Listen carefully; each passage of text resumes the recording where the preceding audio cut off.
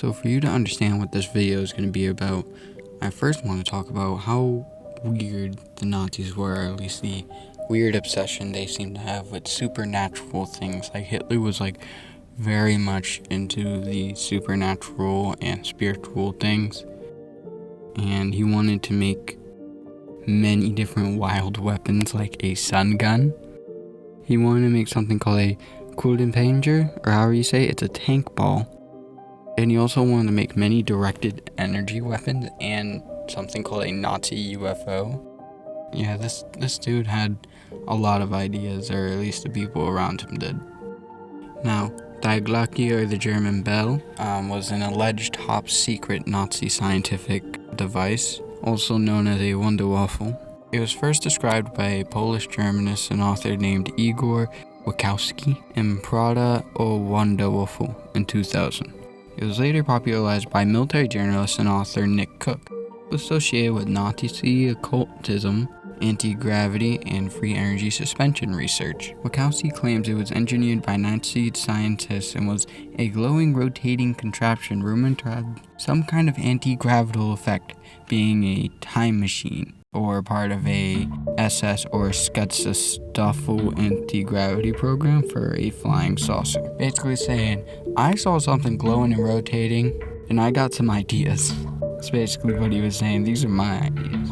According to Cook, Die Glocke was bell-shaped, about 12 feet high and 9 feet in diameter, and incorporated two high-speed counter-rotating cylinders filled with a purplish liquid metal-looking substance that was supposed to be highly radioactive, codename 525. Now, I'm going to talk about 525 more in a minute, but for right now, we're going to continue. In pop culture, there's many theories and stories that goes along with, Nazis and the occult traditions and the existence of 525. It's just many different things like that go along when you get into the theories of the Nazi. And according to contemporary, 525 in liquid form was a mercury light and violet or red in color, and is used as a fuel to ennoble the hidden secrets of Nazi technology like Wunderwaffles like Die Glocke. They claim that Mount Kenya is where all the stuff was made to find it.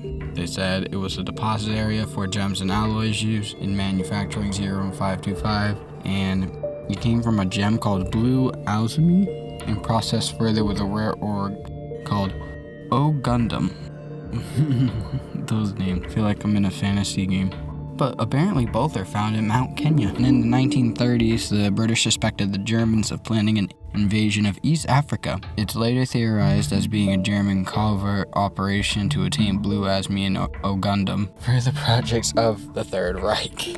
This is a really weird fantasy fan fiction game. I don't know. Oh yeah, Cook also recounts that there were claims scientists and technicians who worked on the bell and who did not die of its effects were wiped out of the SS at the end of the war, and the device was moved to an unknown location, which explains why we can't find anything like this, but can say it exists in theory. The main theory is that it's a powerful top-secret time machine allegedly created by the Nazis towards the end of World War II. It was a weapon considered so powerful and exotic that even in the last minutes of the war, Die Glocke could have changed the course of World War II. They were making a time device. They were getting that close to it. They're saying basically they could have won the war by going to a different time.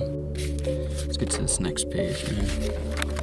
Oh, and apparently the device was made out of lich metal, which is a light metal of thorium and beryllium. 525 was stored in two counter-rotating cylinders and was one known element of the device's anti-gravity and free energy capabilities. My question is, what is free energy? Because it sounds like you're using energy. You're using something that has energy to produce energy. What the hell is free energy? And it says again, the device was an anti-gravity UFO-like craft and many believed it could travel across the time. I don't know why it's worded like that, across the time. And again, Die Glocke could have helped the Third Reich reach to space and visit the moon and Mars. Present-day engineers and researchers speculate about the thing if Die Glocke existed and was in German use. It could have changed the outcome of World War II. It's a lot of rephrasing statements. And this last bit, is it real? This is more my opinion, but as you can tell with my attitude, it might have been sketched out as an idea, but I don't think Cerium-525 is really some mystical powerful source. It is probably just a naturally occurring radioactive element that they found at Kenyan mountains. And you can find deposits, you can find lignite deposits in the Mu Basin, and legacy airborne geophysical surveys on limited parts of the country show that the potential for uranium deposits exists in a variety of geological environments. So I think it was uranium. That's what I think it was. If anything, they found uranium. I don't know how much I believe about the Wonderwall fold and all that different stuff, like that top secret, like supernatural weapon kind of stuff. I don't think that happened. I think they probably had a lot of research and that they were probably really messing around with nuclear technology way before we even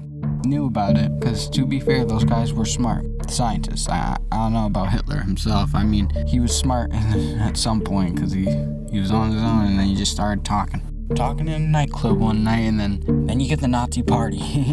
It's an interesting story, maybe for another time. But yeah, at best, I think they probably made a prototype, and that's what was seen.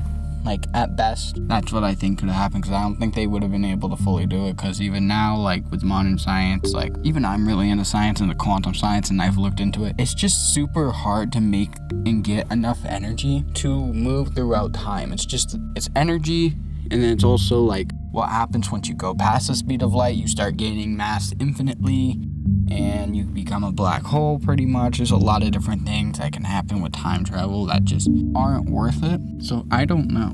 I am not sure. But if you want my true opinion, I think they just made designs. They made plans. They might have built a model. I don't think they actually made, a time machine, anti-gravity, free energy bell. I don't think they made anything like that.